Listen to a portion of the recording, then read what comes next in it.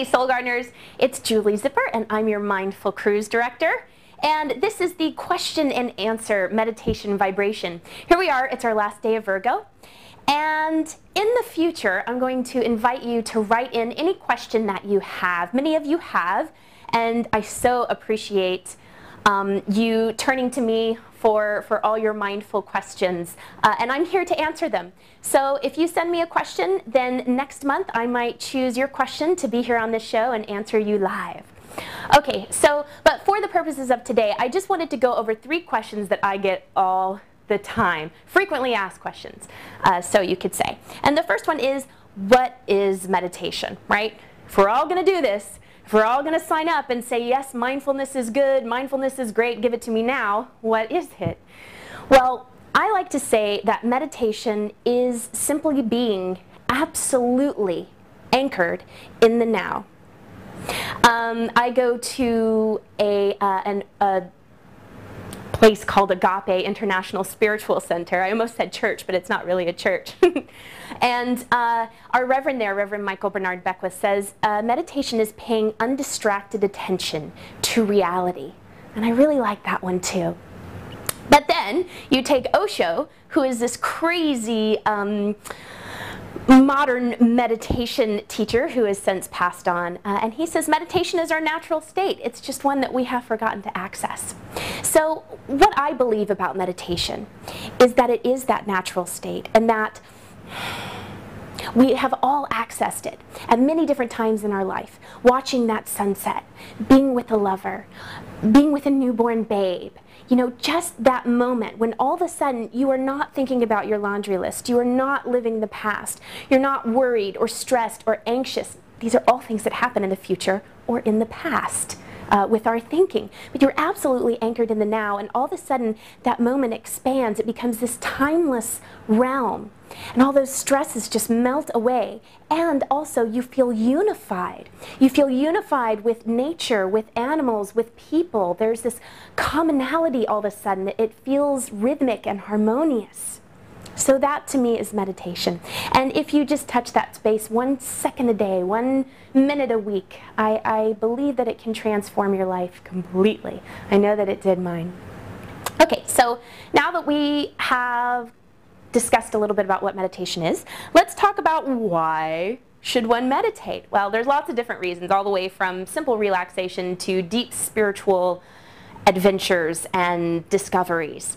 Yes, but I like to say all these things that I have found sort of fell to the wayside once I began meditating. First one is get off the emotional roller coaster.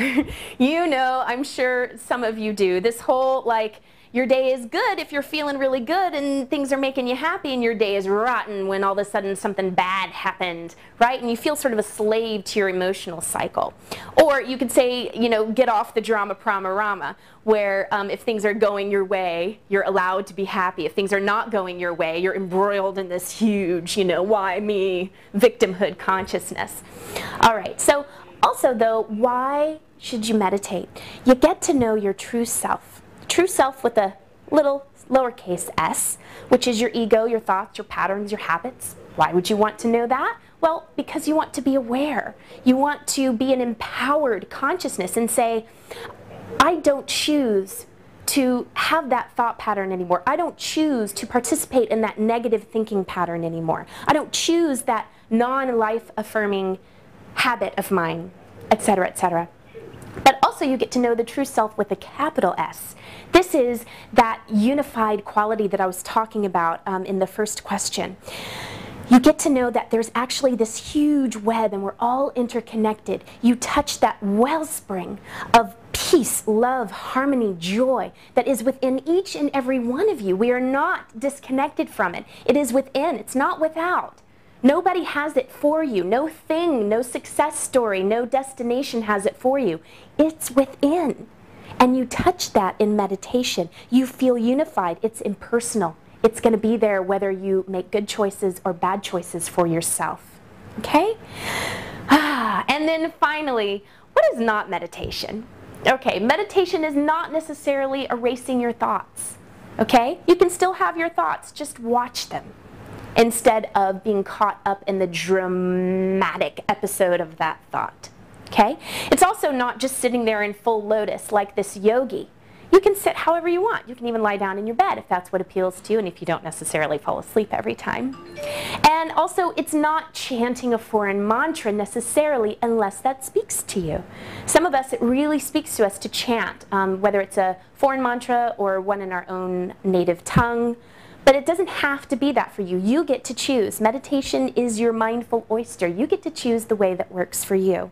So, as I say to all my students, you are the gatekeeper, you are the key master, you know the way into you. Everything that I've said here is just an invitation, and I invite you to go explore meditation for yourself. Go see how it speaks to you. Go see what your definition is, and then come back and let me know. I'd love to hear that. And also let me know all your questions, and I'll see you back next month for more question and answers, and I'll see you next week for Libra. Live, love, be.